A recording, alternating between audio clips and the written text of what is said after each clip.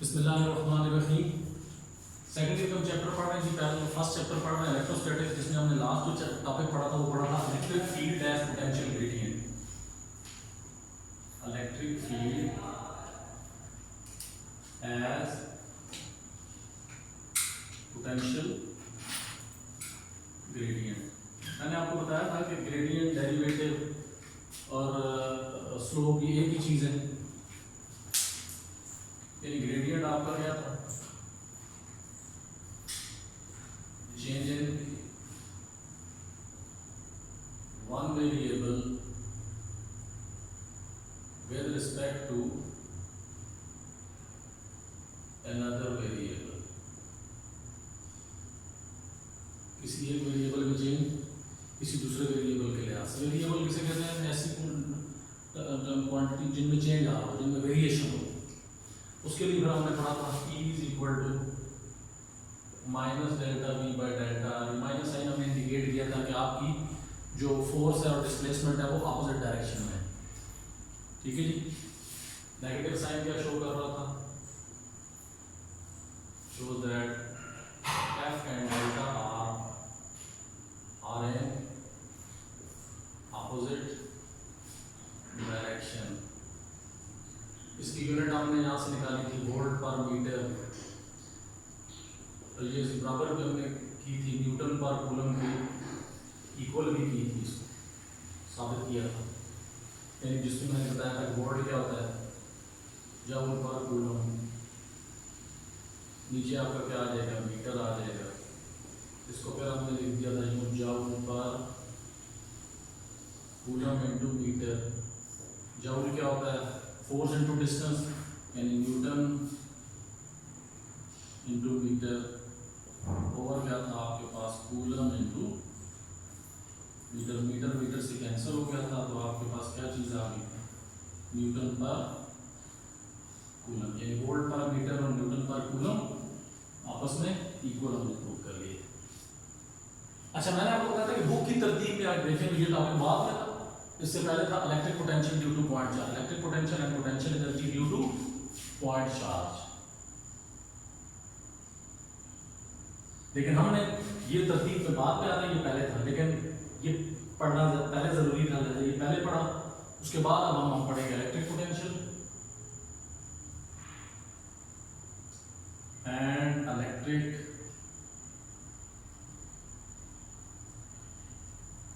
potential energy due to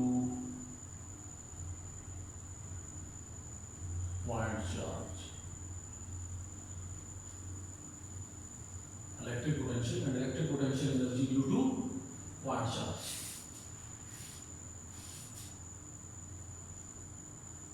अब इसमें point charge आपको अगर याद हो, मैंने इलेक्ट्रिक फील्ड पढ़ा था, उसमें दो चार्ज थे। एक चार्ज जिसका फील्ड होता है, उसको पॉइंट चार्ज कहते हैं, और एक दूसरा चार्ज होता है टेस्ट चार्ज, जो उस पॉइंट चार्ज का फील्ड टेस्ट करने के लिए लाया जाता है, उसे कहते हैं टेस्ट चार्ज।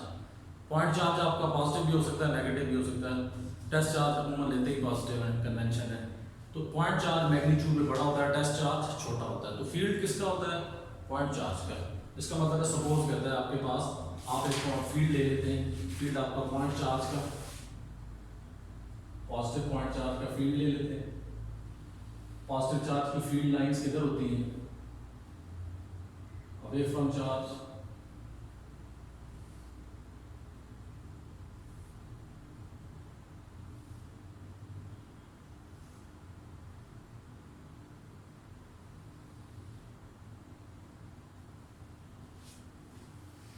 हमने इलेक्ट्रिक पोटेंशियल की डेफिनेशन पढ़ी थी।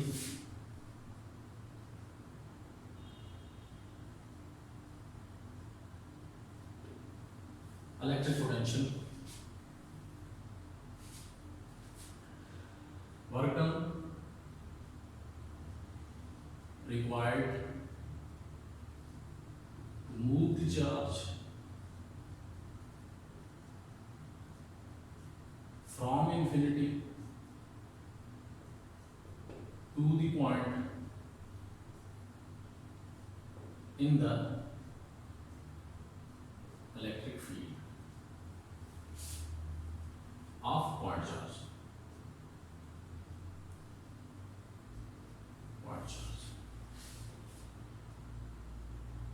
ठीक है।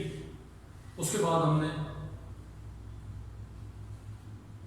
अगर आप यानी एक पॉइंट आपका यानी इलेक्ट्रिक पोटेंशियल क्या, वो वर्क डन जो चार्ज को इन्फिनिटी से उठाए, यानी इन्फिनिटी का मतलब आउट ऑफ फील्ड, वहां पे इलेक्ट्रिक फील्ड क्या होगा, zero. At infinity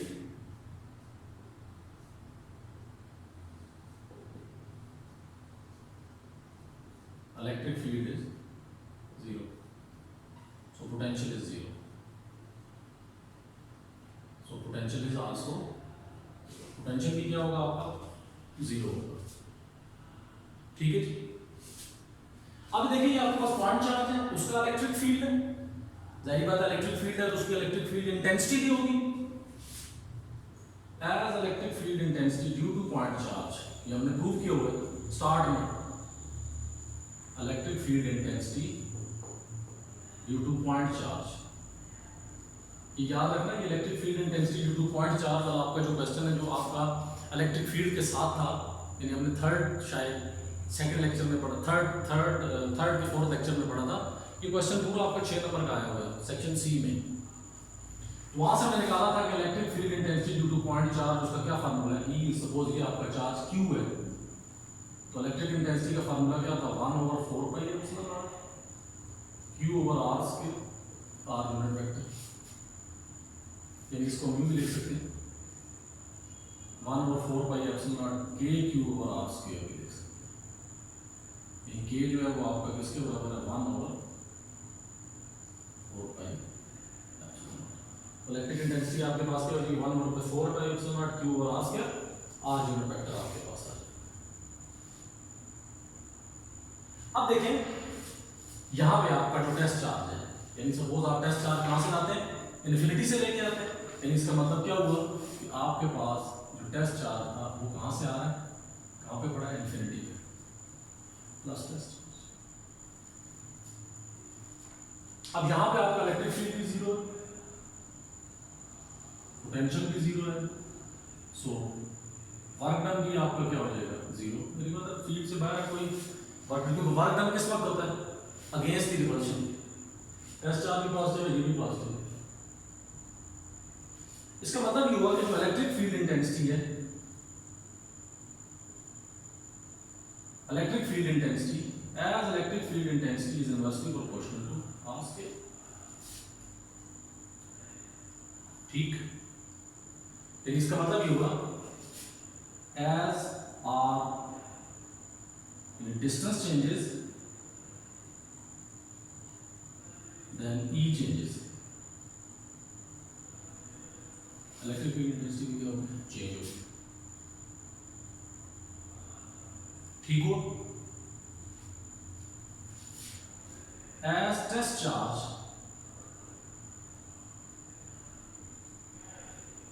starts moving towards point charge,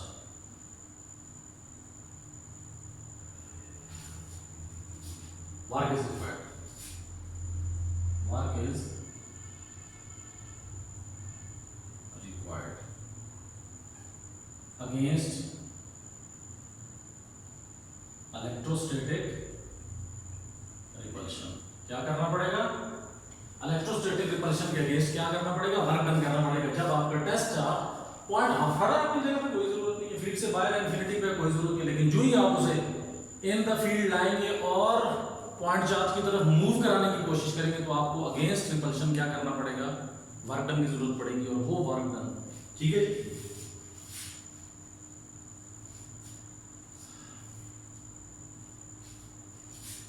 as charge is away from point charge, as test charge is away from point charge,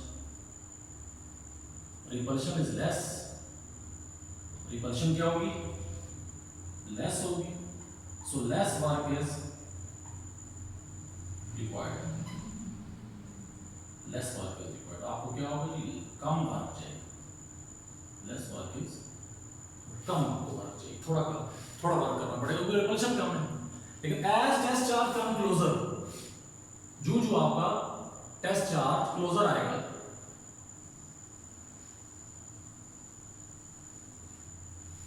as test charge comes close to point charge, repulsion increases because electric field intensity increases. Electric field intensity increases. So more work is required to overcome electrostatic repulsion.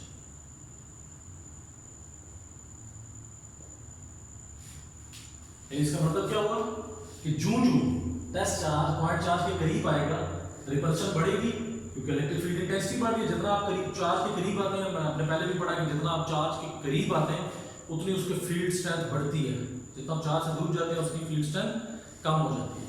तो जाहिर बात है जितना charge के आप test charge को point charge के करीब लाएंगे, electric field strength point charge की उतनी ज्यादा बढ़ेगी, रिपल्शन उतनी ज्यादा बढ़ेगी, लिहाजा उस रिपल्शन को ओवरकम करने के लिए ज्यादा वर्क डन चाहिए होगा। ठीक है जी। This work done is stored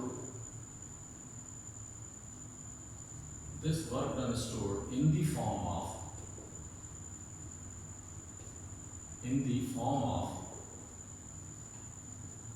potential energy called electric potential energy.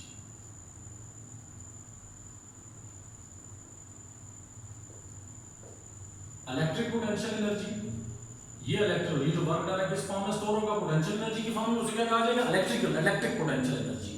इसका मतलब ये electric potential energy increases as charge as test charge come close to point charge. Test charge क्या होगा जी? जितना पॉइंट चार्ज के करीब आता जाएगा उतना वर्क डन ज्यादा रिक्वायर्ड होगा रिपल्शन को ओवरकम करने के लिए, और यही वर्क डन किस फॉर्म में स्टोर हो रहा है? इलेक्ट्रिकल पोटेंशियल एनर्जी की फॉर्म में। तो जो वर्क डन बढ़ता जाएगा साथ ही साथ अच्छा जी, इलेक्ट्रिक पोटेंशियल एनर्जी मैंने क्या बताया? टेस्ट चार्ज, जो आप टेस्ट चार्ज करीब आएगा electric field strength point charge की बढ़ेगी, रिपल्शन बढ़ेगी, और जिसकी वजह से फिर इस टेस्ट चार्ज को इस रिपल्शन के अगेंस्ट उसको ओवरकम करने के लिए ज्यादा वर्क डन करना पड़ेगा, और यही वर्क डन टेस्ट चार्ज में किस फॉर्म में स्टोर होगा? इलेक्ट्रिक पोटेंशियल एनर्जी की फॉर्म में। तो जो रिपल्शन के अगेंस्ट टेस्ट चार्ज को पॉइंट चार्ज की रिपल्शन के अगेंस्ट ज्यादा वर्क डन करना पड़ेगा, जो वर्क डन ज्यादा करना पड़ेगा, उसी तरह फिर वही वर्क डन टेस्ट चार्ज में इलेक्ट्रिक पोटेंशियल एनर्जी की फॉर्म में स्टोर होता जाएगा। यानी जितना ज्यादा रिपल्शन टेस्ट चार्ज को पॉइंट चार्ज की रिपल्शन के अगेंस्ट टेस्ट चार्ज को ज्यादा वर्क डन करना पड़ेगा, उतना ज्यादा टेस्ट चार्ज के अंदर इलेक्ट्रिकल पोटेंशियल एनर्जी इंक्रीज होगी, क्योंकि रिपल्शन के अगेंस्ट जो वर्क होता है टेस्ट चार्ज जो करता है वही work done electric potential energy की फॉर्म में स्टोर होता है। तो जितना ज्यादा वर्क डन करना पड़ेगा उतनी ज्यादा electrical potential energy test charge में स्टोर होगी। अच्छा, अब as electric intensity due to point charges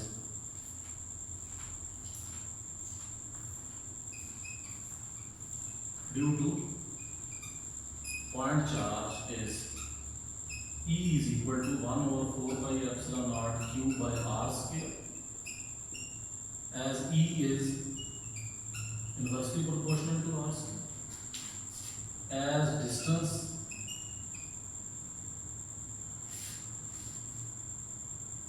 of test charge from point charge decreases, E increases. इसका मतलब है so E does not remains constant. E जो है वो कांस्टेंट नहीं है। तो याद रखना, मैंने आपको दिन पहले बताया था E कांस्टेंट नहीं है, तो इसका मतलब है इलेक्ट्रिक फोर्स भी कांस्टेंट नहीं है। तो याद रखना, जब तक कांस्टेंट क्वांटिटीज अवेलेबल ना हो किसी किस्म की कोई वैल्यू कैलकुलेट नहीं हो सकती। ठीक है। So in order to keep E constant, कहता है E को फिर कांस्टेंट करना पड़ेगा, मैंने आपको बताया, मतलब आप वर्क डन है वेरिएबल फोर्स से नहीं निकाल सकते, अब उसको आपको फोर्स को कांस्टेंट करना पड़ेगा। तो याद रखना है कि कांस्टेंट क्वांटिटी से वैल्यूज निकलती है, वेरिएबल क्वांटिटी से वैल्यू नहीं निकलती। वेरिएबल क्वांटिटी अगर उसको कांस्टेंट करना हो तो उसके बहुत सारे तरीके हैं कि आप उस अगर क्वांटिटी वेरिएबल हो तो उसको कांस्टेंट करने का ये तरीका है कि उसकी आप एवरेज ले लें, और अगर आपके पास पाथ या कोई ऐसी चीज़ है जो वेरिएबल है उसको कांस्टेंट करने का ये तरीका है कि आप उसको छोटे छोटे पाथ्स में डिवाइड कर लें। फिर जब वो छोटे पाथ में डिवाइड, पाथ जब छोटा हो जाएगा तो उस पाथ के ड्यूरिंग वो पाथ छोटा इतना छोटा होगा कि उसके दौरान किसी किस्म की वैल्यू में चेंजिंग नहीं आएगी। अब तो चेंज आएगा ही नहीं इतने छोटे पाथ में, और अगर चेंज आएगा भी तो वो इतना छोटा होगा, इतना कम होगा कि वो नेग्लेक्ट हो जाएगा, वो नेग्लिजिबल होगा। तो इसी तरह फिर इस ई को कांस्टेंट करने, ई भी वेरिएबल है, ई कांस्टेंट नहीं है क्योंकि आर के इनवर्सली प्रोपोर्शनल है, जो डिस्टेंस चेंज होगा ई भी चेंज होगा, तो वेरिएबल ई हमारे किसी काम के नहीं, लिहाजा उसको कांस्टेंट करना पड़ेगा। कांस्टेंट करने के लिए फिर उस ई को क्या तरीका है, in order to keep E constant, divide whole path into small, divide whole path into small patches। कहता है उसको जो पूरा पाथ है उसको स्मॉल पैचेस में, छोटे छोटे पैचेस में डिवाइड कर लें, पूरे पाथ को छोटे छोटे पैचेस में डिवाइड कर लें। और patch should be so small, patch should be so small so that E should be constant, so that E remains constant, so that E remains constant during each path। कहता है हम क्या करेंगे, मैं E कांस्टेंट नहीं है, यार उसको कांस्टेंट करने का तरीका कि आप पूरे पाथ को छोटे छोटे पैचेस में डिवाइड कर देंगे, और इतने पैच इतना छोटा होना चाहिए कि उसके दौरान आपकी ई क्या रहनी चाहिए, कांस्टेंट रहनी चाहिए। ठीक है, अच्छा हाँ, अब इसमें एक चीज पैदा होती है, सवाल पैदा होता है यहाँ पे कि क्या ई की वैल्यू हर पाथ में चेंज होगी, हर पाथ में कांस्टेंट होगी। इसमें दो सवाल उठते हैं। पहला कि कांस्टेंट रहने से मुराद क्या है, अगर फर्स्ट पाथ है, फिर अगला सेकंड पाथ है, अगला थर्ड पाथ है, कांस्टेंट से मुराद क्या ये है कि हर पाथ के दौरान ई की वैल्यू, हर पाथ की जो ई की वैल्यू आपस में इक्वल है। ठीक, एक सवाल उठता है यहां पर क्या जो फर्स्ट पैच था उसमें ई की वैल्यू, सेकंड पैच की ई की वैल्यू, थर्ड पैच की ई की वैल्यू, क्या ये सब की सब इक्वल है? नहीं, इक्वल नहीं है। जूं आप करीब आते जाएंगे ई की वैल्यू चेंज होती जाएगी। हमें गर्ज ये है कि वो जो पाथ हम कंसिडर करेंगे, फर्स्ट पैच हम कंसिडर करते हैं, उस फर्स्ट पैच के दौरान within that first patch E की वैल्यू चेंज नहीं होनी चाहिए। उस पैच की जो स्टार्ट बाउंड्री और एंड बाउंड्री के दरमियान जो ई की वैल्यू है वो चेंज नहीं होनी चाहिए। हाँ, दूसरे पाथ से डिफरेंट है वो एक अलग फैक्टर है, उसके लिए हम अलग से निकालें। इसीलिए हमने छोटे छोटे पाथ्स में डिवाइड किया ताकि हम हर पाथ को, हर पैच को इंडिपेंडेंटली डिस्कस करें। मसलन ये पाथ यहाँ पे फर्स्ट, इसका स्टार्ट पॉइंट, एंड पॉइंट, हमारी गर्ज ये है कि ये जो हम पाथ कंसिडर कर रहे हैं इसके स्टार्ट पॉइंट और एंड पॉइंट के दरमियान इलेक्ट्रिक इंटेंसिटी की वैल्यू चेंज नहीं होनी चाहिए। हाँ, फिर जब सेकंड, यहां से सेकंड पैच स्टार्ट होगा, सेकंड और थर्ड, सेकंड के स्टार्ट पॉइंट से लेके सेकंड के एंड पॉइंट तक, सेकंड पैच के एंड पॉइंट तक ई की वैल्यू चेंज नहीं होनी चाहिए विद इन दैट पाथ। हाँ, इस सेकंड पाथ की ई की वैल्यू फर्स्ट से थोड़ी सी डिफरेंट है, वो एक अलग फैक्टर है, ये आपने याद रखना, ये थोड़ी सी समझने वाली चीज है।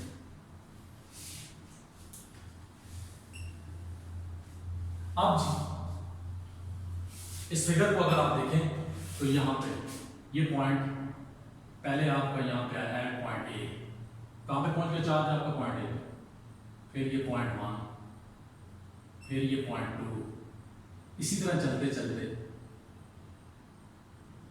इधर पॉइंट आपका पास आ गया एन, ये जो आपने ए से, और ये पॉइंट आ गया आपका बी। ठीक है जी, चार्ज से पॉइंट बी का जो डिस्टेंस है वो क्या कहलाएगा, आर बी। पॉइंट एन का जो डिस्टेंस है चार्ज से वो क्या होगा, आर एन। चार्ज से जो पॉइंट 2 का डिस्टेंस होगा उसको क्या लिखेंगे, r 2, the distance of point 2। The distance of point 1 from charge is,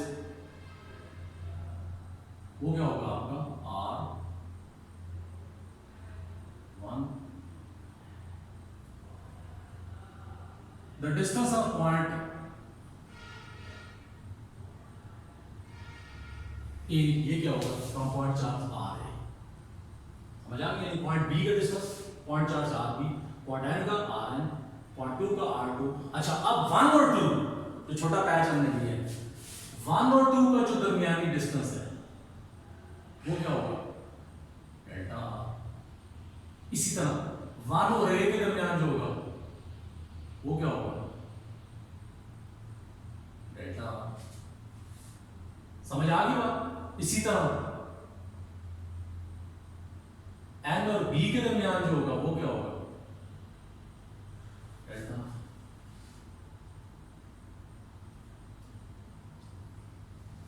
ठीक है जी, यानी इसका मतलब ये हुआ each path has length delta.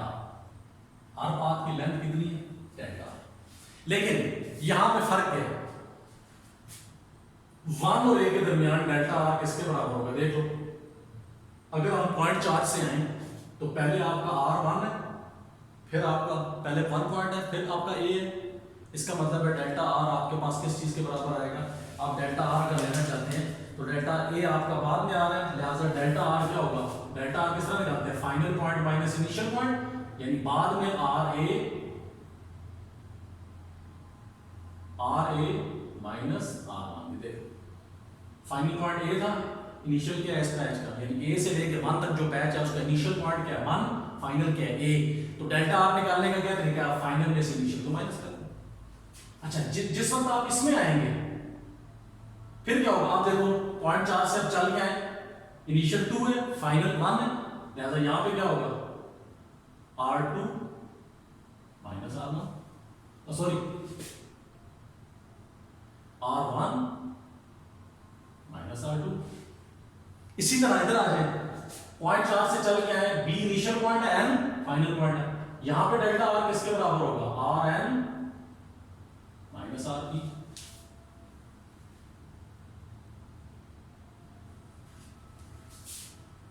यहां डेल्टा आर आपके पास क्या होगा Rn माइनस Rp. n से पहले क्या होगा n माइनस 1, n से कम. इसका मैं डेल्टा आर निकालना चाहता हूं, वो क्या होगा? पॉइंट 4 से चल के पहले n आएगा, ये इनिशियल हो गया, बाद में n माइनस 1 आएगा, ये फाइनल हो गया. तो इसका मतलब क्या होगा आपका r final r, initial n है, फाइनल n माइनस 1 है सिर्फ इस पैच का. तो final minus final Rn minus 1 minus initial क्या होगा Rn.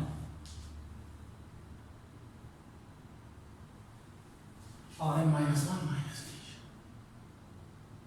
समझ आ गई? यानी पॉइंट 4 से चल गए पहला पैच में, आप ये देख लें, आपके पास क्या है? ये पॉइंट 1 है, ये पॉइंट ए है, यानी इधर से आप चल गए तो ये इनिशियल है, ये फाइनल है. तो डेल्टा आर चेंज निकालने के लिए क्या करते हैं आप? फाइनल में से इनिशियल, यानी final distance r A, initial distance क्या होगा R1 इस पैच का, सिर्फ A to 1 पैच का. तो आप क्या करेंगे? फाइनल यानी आर ए माइनस इनिशियल यानी R1.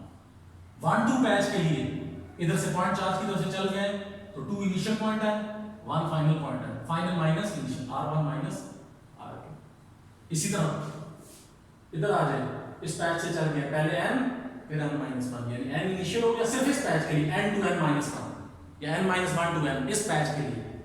जब चल गए ये इनिशियल ये फाइनल, तो आप क्या करेंगे जी? फाइनल आपका क्या है Rn माइनस 1, इनिशियल क्या है Rn. इस पॉइंट 4 से आप चल गए B to n पैच जो है या n to B पैच जो है, इसमें क्या होगा? आप चल गए initial B initial n final, तो आप Rn माइनस Rb यानी फाइनल डिस्टेंस में, यानी आप जो पॉइंट का एक पॉइंट है जो पॉइंट 4 की तरफ से चल गए, जो पहले होगा वो इनिशियल है, जो बाद वाला पॉइंट है वो फाइनल है. तो ये आपने क्यों पैचेस में डिवाइड किया है? इसलिए हमने पैचेस में डिवाइड किया है कि आपके पास क्या हो जाए, आपके पास ये हो जाए कि आपका पैच जो ई की वैल्यू डिस्टेंस के चेंज होने से कांस्टेंट नहीं है, लिहाजा उसको कांस्टेंट वैल्यू अगर ना हो तो उससे कैलकुलेशन नहीं निकलती, वैल्यूज नहीं आगे फर्दर प्रोसेस नहीं चलता। मैंने आपको मिसाल दी, अगर फोर्स वेरिएबल हो तो उससे वर्क डन नहीं निकलता, उस वेरिएबल फोर्स को पहले कांस्टेंट करना पड़ता है। तो मैंने बताया अगर क्वांटिटी वेरिएबल है तो उसको कांस्टेंट करने का क्या तरीका है कि उसकी आप एवरेज ले लें, ठीक है। उसके बाद अगर पाथ को वेरिएबल है उसको कांस्टेंट करने का ये तरीका है कि आप उसको छोटे छोटे पैचेस में डिवाइड कर दें। छोटे छोटे पैचेस में डिवाइड करेंगे तो छोटा जितना डिस्टेंस थोड़ा हो उतनी आपके पास वैल्यू कांस्टेंट रहती है। क्यों कि पाथ बहुत छोटा हो तो उसके दौरान वैल्यू में चेंज आना मुमकिन नहीं होता। अगर चेंज आए भी तो चेंज आता ही नहीं, अगर आए भी तो बहुत ही कम आता है जो कि नेग्लिजिबल होता है। दूसरी बात मैंने आपको ये बताई थी, जो खास बात वो ये थी कि अब जिस तरह ये A to 1 पैच है, अगला 1 to 2 पैच है, A to 1 के अंदर जो इलेक्ट्रिक इंटेंसिटी की वैल्यू है वो कांस्टेंट रहेगी। A to 1 के अंदर जो इलेक्ट्रिक इंटेंसिटी की वैल्यू कांस्टेंट रहेगी। With in this patch electric intensity की वैल्यू कांस्टेंट हमने रखनी है, इसीलिए हमने छोटे पैचेस में डिवाइड किया। 1 to 2 छोटा पैच है, विद इन 1 to 2 पैच भी आपके इलेक्ट्रिक इंटेंसिटी की वैल्यू कांस्टेंट रहेगी। लेकिन सवाल यहाँ पे ये पैदा होता है कि जो A to 1 पैच और 1 to 2 पैच है, क्या इन दोनों की इलेक्ट्रिक इंटेंसिटी की वैल्यू आपस में इक्वल भी होगी? ये नहीं होगा। हमें इस चीज से गर्ज ही नहीं। हमें गर्ज क्या है कि जो पाथ जो पैच हम कंसिडर कर रहे हैं उस पैच के अंदर इलेक्ट्रिक इंटेंसिटी की वैल्यू कांस्टेंट रहनी चाहिए, उससे चेंज नहीं होना चाहिए। जैसे A to 1 है, जब हम ये पैच ले रहे हैं, ये इसका स्टार्ट पॉइंट है, ये एंड पॉइंट है, इस स्टार्ट से लेके एंड पॉइंट तक आपकी इलेक्ट्रिक इंटेंसिटी की वैल्यू चेंज नहीं होनी चाहिए। फिर 1 से 2 ले रहे हैं, 1 स्टार्ट है, 2 एंड है, इस पैच के दौरान जो इलेक्ट्रिक इंटेंसिटी की वैल्यू 1 पे थी वही 2 तक रहनी चाहिए। हाँ, इस चीज से हमें कोई गर्ज नहीं है कि A to 1 की जो इलेक्ट्रिक इंटेंसिटी है, जो 1 to 2 की है या n-1 ये आपस में इक्वल हो। हमें सिर्फ उस पैच से गर्ज है जो पैच हम कंसीडर कर रहे हैं। ये चीज सेम करते हैं। अब हर पैच की लेंथ डेल्टा आ रहा है, ठीक है जी, और इलेक्ट्रिक इंटेंसिटी हर के अंदर क्या रहेगी? कांस्टेंट रहेगी। अच्छा, अब यहां पे ये देखें कि इलेक्ट्रिक फील्ड भी है, पहली बात है, जूं-जूं at point A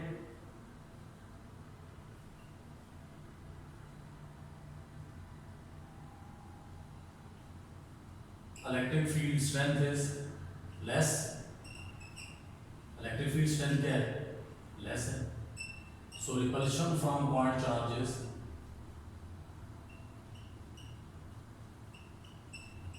less, repulsion जो है point charge की वो भी less होगी, so less work is done, so there is less electric potential energy.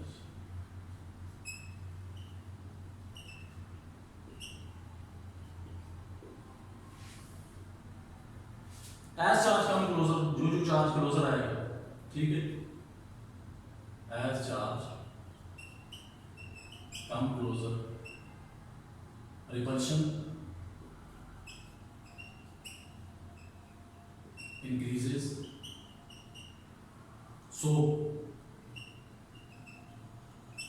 more work is required, so electric potential energy increases, electric potential energy increases। अब देख लो यहां पे, see, now as E increases, so it means electric potential V increases, electric potential V भी क्या होगा? increase होगा। As we know that E किसके बराबर है? Minus delta E by delta. हमने पढ़ा है electric field is equal to negative potential gradient, E is equal to minus delta V by delta, ठीक है जी। अब यहां से आपके पास क्या चीज आ जाएगी? डेल्टा V किसके बराबर आ जाएगा? माइनस E डेल्टा आर, ठीक है जी। यहां से डेल्टा किसके बराबर आ गया? Minus delta V delta are.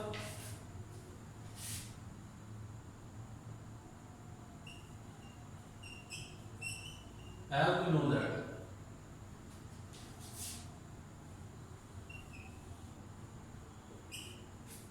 From equation 1 put value of E, तो डेल्टा वी किसके बराबर आ जाएगा, -1/4 क्यू ओवर आर स्क्वायर, और यहाँ आपके पास क्या आ जाएगा, डेल्टा आर आ जाएगा।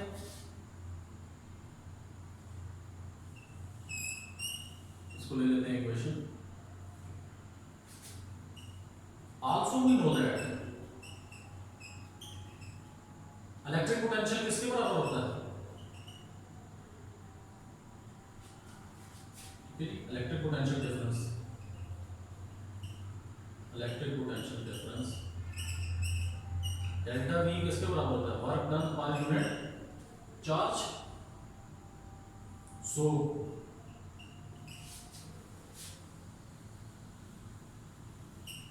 इक्वेशन 2 becomes, इक्वेशन 2 क्या हो जाएगी, डेल्टा वी की जगह क्या आ जाएगा आपके पास, वर्क डन पर यूनिट चार्ज, और यहाँ आपके पास क्या आ जाएगा, -1/4 Q over are square delta. यहाँ से वर्क डन किसके बराबर हो जाएगा, Q इंटू क्यू और 4 epsilon naught 1/4 epsilon naught Q into q over are square delta. This is equation, ये कौन सी इक्वेशन आ गई आपके पास, equation.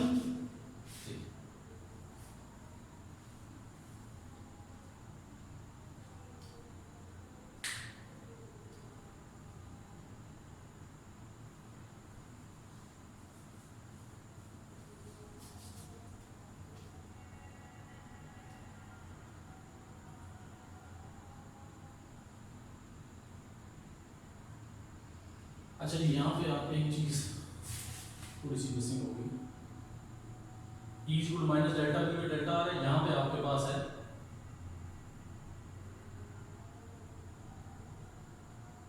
Delta V is equal to, जब हम इसको प्रूव करते हैं तो ये आपके पास, हमारे पास अगर हम पूरी इक्वेशन चला के आगे लाएं तो अगर आप उसमें देखें तो आपके पास -e delta R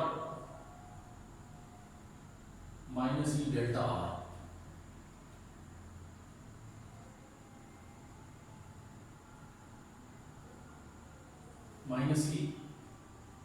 delta R, यहाँ पे हम थोड़ा सा एक्स्ट्रा तो हमारे दरमियान में -e डेल्टा आर है,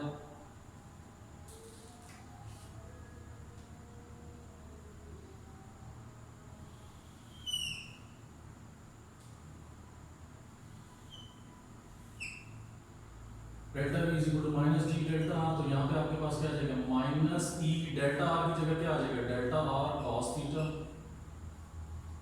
ठीक है।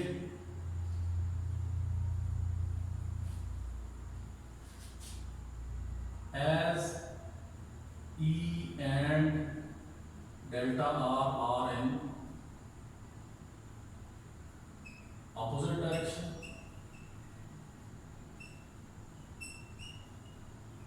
so थीटा किसके बराबर हो जाएगा, -180 डिग्री के, तो यहाँ से डेल्टा वी आपके पास किसके बराबर आ जाएगा, -e delta are cos of 180 degree,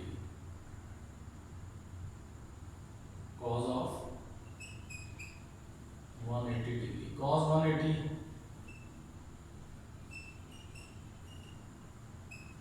-1 के बराबर होता है, तो यहाँ से डेल्टा वी आपके पास किसके बराबर आ जाएगा, e डेल्टा आर,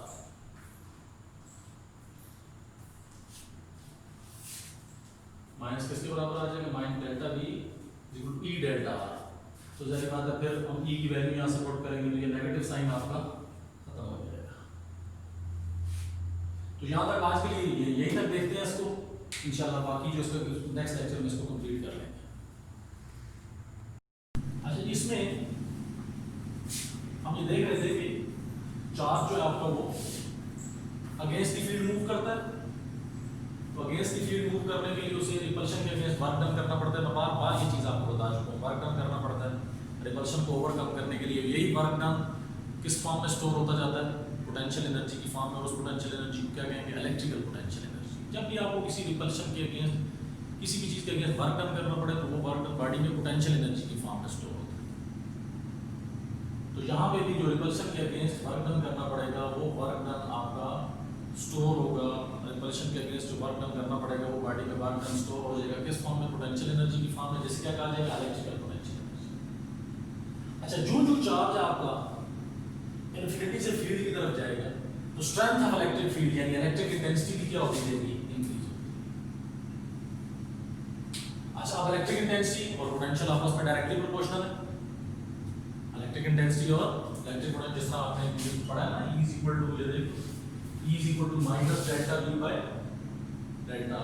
तो जो आपका फील्ड यानी फील्ड जहाँ पे बढ़ेगा वहाँ पे आपका पोटेंशियल भी बढ़ता जाएगा। जाहिर बात है, पोटेंशियल क्या है? वर्क डन पर यूनिट चार्ज।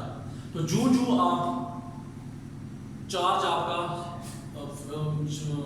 टेस्ट चार्ज आपका पॉइंट चार्ज की तरफ जाएगा तो जाहिर बात है उसे रिपल्शन के अगेंस्ट मैंने क्या बताया? ज्यादा वर्क डन करना पड़ेगा। और इलेक्ट्रिक पोटेंशियल क्या होता है? वर्क डन पर यूनिट चार्ज या पोटेंशियल एनर्जी पर यूनिट चार्ज। तो जो रिपल्शन के अगेंस्ट वर्क डन ज्यादा करेगा चार्ज, उसी तरह उसमें पोटेंशियल एनर्जी क्या होती जाएगी? बढ़ती जाएगी। और इलेक्ट्रिक पोटेंशियल क्या होता है? पोटेंशियल एनर्जी पर यूनिट चार्ज। तो जब पोटेंशियल एनर्जी पर यूनिट चार्ज बढ़ेगी तो इलेक्ट्रिक पोटेंशियल भी आपका बढ़ेगा।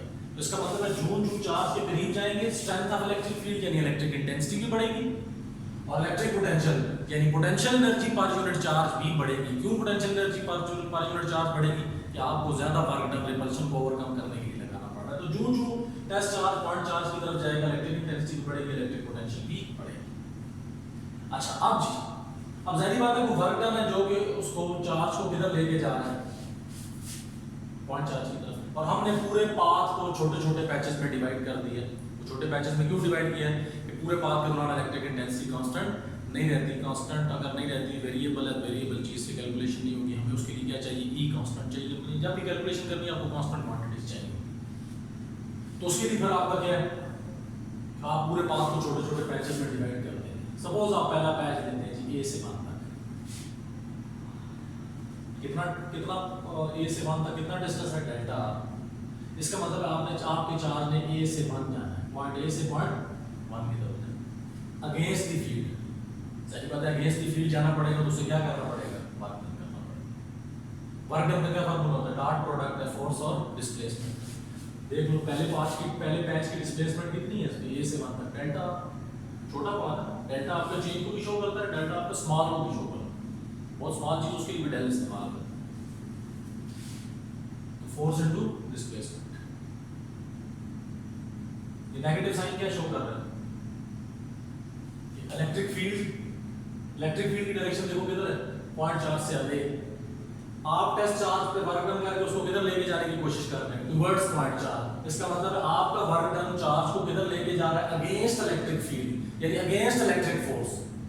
तो नेगेटिव साइन आपका क्या शो कर रहा है? कि work is done against electric force. Work done किधर लग रहा है? इलेक्ट्रिक फोर्स की या इलेक्ट्रिक फील्ड के अगेंस्ट लग रहा है। इलेक्ट्रिक फोर्स भी कह सकते हैं और इलेक्ट्रिक फील्ड भी कह सकते हैं। ठीक है जी।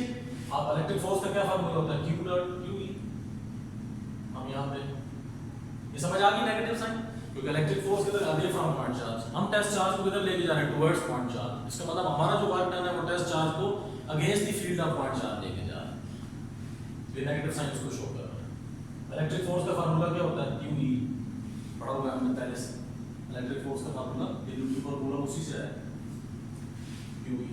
पुट कर दो इक्वेशन 2 में F की वैल्यू क्या आ जाएगा? QE dot delta. डॉट हटता है तो क्या आता है? cos theta. अब देखो डेल्टा चार्ज आपका किधर जा रहा है? इधर जा रहा है। तो डेल्टा आर की डायरेक्शन, डिस्प्लेसमेंट की डायरेक्शन किधर है? Towards point charge. Electric intensity की डायरेक्शन किधर है? इलेक्ट्रिक फील्ड की डायरेक्शन किधर है? Away from point charge. तो दोनों आपस में क्या हुए? ऑपोजिट डायरेक्शन में। लिहाजा थीटा ऑपोजिट डायरेक्शन का मतलब क्या होता है? Anti parallel. ऑपोजिट डायरेक्शन का मतलब क्या होता है? Anti parallel. थीटा किसके बराबर हो गया? 180 डिग्री। तो डेल्टा डब्ल्यू क्या आ गया? Minus QE delta R. cos की जगह cos 180 है। cos 180 की वैल्यू क्या होती है? -1। cos 180 हो गया। cos 180 क्या होता है? -1 minus QE delta r. Minus minus क्या हो जाएगा? प्लस। तो डेल्टा डब्ल्यू आपके पास क्या हो गया? QE delta. ये आपके पास आ गया। ये वर्क डन, ये वो वर्क डन है जो चार्ज को जिसने फर्स्ट पैच के दरमियान मूव करा, यानी पॉइंट ए से लेके पॉइंट 1 तक against repulsion of electric field, against repulsion A से लेके पॉइंट 1 तक जो वर्क डन चार्ज को लेके जाएगा वो वर्क डन का वैल्यू ये है QE डेल्टा। ठीक हो गया। अब ये E क्या है? Electric intensity due to point charge, electric intensity E from equation. E की वैल्यू आपके पास क्या है? 1/4 pi epsilon naught Q over r square. Electric intensity due to point charge 1/4 pi epsilon naught Q by r square. हम इस E की जगह Q अपनी जगह का है, E की जगह क्या आ जाएगा? Q over 4 pi epsilon not, ठीक है, और साथ क्या है? r स्क्वायर भी, तो Q over 4 pi epsilon not r square, Q over 4 pi epsilon not r square, और साथ डेल्टा r स्क्वायर अपनी जगह पे का है। हम क्या करते हैं, इस 4 पाई एप्सिलॉन नॉट को अलग कर लेते हैं, अलग लेंगे वहां पर 4 पाई epsilon naught Q into Q, इनको इकट्ठा ओवर क्या है? r स्क्वायर, साथ आपके पास क्या है? वही चीज है, बस थोड़ी सी तरतीब चेंज की है। समझ आ गई बात? कुछ भी नहीं, सिर्फ 1 और 4 पर यानी कांस्टेंट को अलग कर दिया, बाकी चीजें साथ इकट्ठी कर दी। अब जी हम कौन सा पैच ले रहे हैं? फर्स्ट पैच ले रहे हैं A21, doing first small patch A21। अच्छा, बिगिनिंग में इलेक्ट्रिक इंटेंसिटी किसके इनवर्सली प्रोपोर्शनल है? r स्क्वायर के। अब जरी बात है, स्टार्ट है तो आप क्या करते हैं? स्टार्ट हुआ A से स्टार्ट हुआ, तो हम क्या कर सकते हैं? हम अगर ये देखें तो हम क्या कहेंगे E इज इन स्टार्ट में, जो A से स्टार्ट हुआ और किधर को जा रहा है? 1 की तरफ, तो बिगिनिंग में स्टार्ट में E जो है वो इनवर्सली प्रोपोर्शनल है किसके? RA स्क्वायर, और एंड में जाके E किसके इनवर्सली प्रोपोर्शनल हो जाता है? R1 square. ठीक हो गया, क्योंकि पैच स्टार्ट ही A से 1 तक हो रहा है।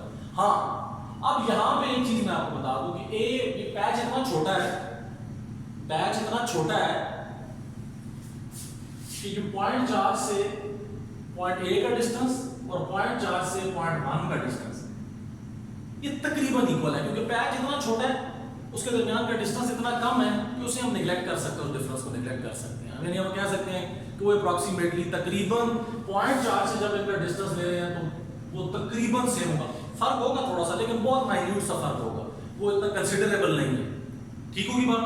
तो इसका मतलब क्या हुआ कि as patch is infinitesimally small, infinitesimally small का मतलब क्या होता है? बहुत बहुत छोटा पैच है आपका। एक होता है स्मॉल, छोटा, ठीक है, एक होता है वेरी स्मॉल, बहुत छोटा, एक होता है इनफाइनाइटेसिमली स्मॉल, यानी बहुत ही हद तक, लामहदूद हद तक छोटा, बहुत छोटा।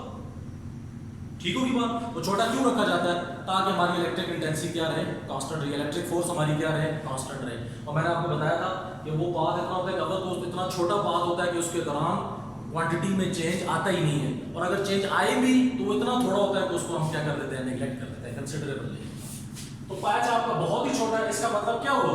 पैच जब बहुत छोटा है तो इसका मतलब है A और 1 दोनों पैच क्या हैं? तो आपस में बहुत करीब करीब है। Patch is infinitesimally small, so it means क्या मतलब हुआ कि पॉइंट A और 1 आपस में वेरी वेरी क्लोज टू, आपस में क्या है? बहुत ही क्लोज है। जब वो आपस में बहुत क्लोज होंगे तो इसका मतलब क्या हुआ कि उनका जो पॉइंट चार्ज से जो डिस्टेंस होगा वो तकरीबन क्या होगा? अप्रॉक्सीमेटली क्या होगा? एक जैसा होगा, अप्रॉक्सीमेटली इक्वल होगा इस पॉइंट चार्ज से जो डिस्टेंस। ठीक है, क्योंकि वैसे भी ना, एक चीज मैं आपको और बताता चाहूंगा, फिजिक्स में या जो मैथमेटिकली में करते हैं, इसमें कुछ चीजें ऐसी होती हैं कि बहुत छोटी चीज के मुकाबले में बहुत बड़ी चीज को इन्फिनिटी कंसीडर कर लिया जाता है। एक तो होता है इन्फिनिटी, वो तो है ही लामहदूद। पास केसेस में हम ये करते हैं, हम कहते हैं जी ये बहुत छोटी है, उसके मुकाबले में बहुत बड़ी क्वांटिटी है, तो इसका मतलब क्या हुआ? ये एक लामहदूद का कंसेप्ट देता है। मसलन मैं आपको मिसाल देता हूँ, एक क्वांटिटी आपके पास 0.1 kg, दूसरी क्वांटिटी आपके पास 1000 kg। अब ये इससे कितनी बड़ी है? ये इससे 10,000 गुना बड़ी है, 10,000 टाइम्स।